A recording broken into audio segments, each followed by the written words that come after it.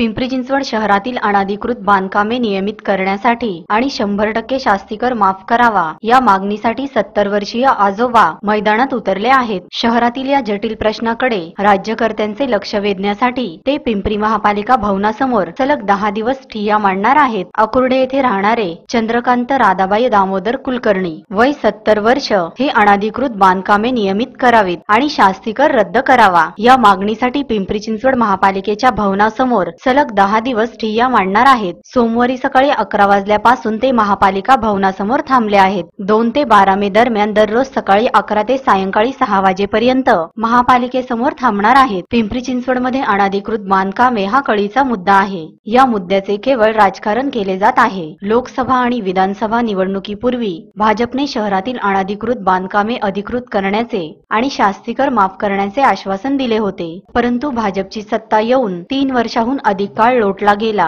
तरी शहरातील प्रश्न जैसे तेच आहेत। त्यानंतर महापालिका निवडणुकाही झाल्या, महापालिकेतही भाजपची सत्ता आली, तरीही हे प्रश्न सुटले नाहीत, असे चंद्रकांत कुलकर्णी म्हणाले।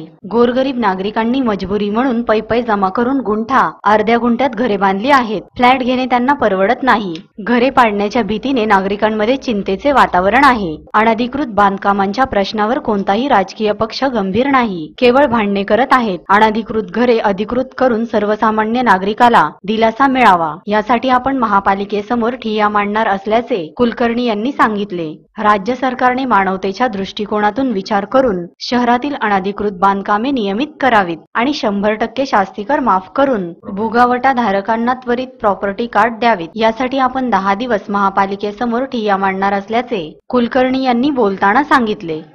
नगरपालिका ज्या दिवशी चालू असणार आहे त्या किमान पुढचे 10-12 दिवस मी या ठिकाणी उभं राहून जनजागृतीचं काम करणार आहे।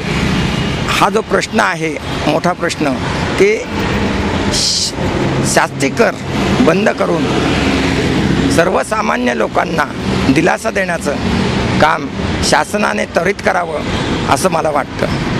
कितीतरी गेले 20-22 वर्ष हा प्रश्न विझत पडलेला आहे। ह्या प्रश्नाबद्दल कुठले राजकीय पक्ष गांभीर्याने पाहत नाहीत आणि सर्वसामान्य माणूस बाकी याच्यामध्ये भरडला जात आहे।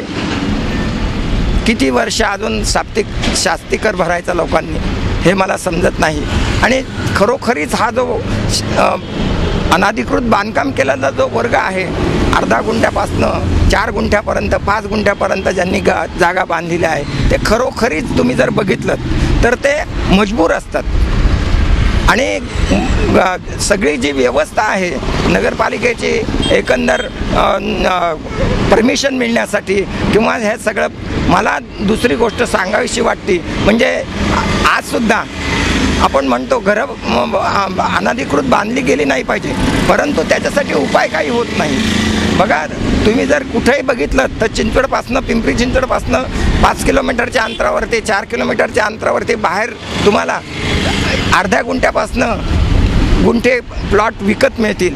आता ह्या सगळ्या गोष्टीवरती कुठंतरी कोणी नियंत्रण करायचं हा मोठा प्रश्न आहे, पण शासन त्याच्याबद्दल काही करत नाही आणि ज्यांनी घरं बांधलेली आहेत खरोखरीच गरजवंत आहेत 10,000 रुपये 12,000 रुपये पगार असतो त्यांना लोन मिळत नाही कुठल्याही बँकेचं आणि अर्ध्या गुंठा 1 गुंठा जागा घेऊन ते लोक कसतरी करून घर बांधतात।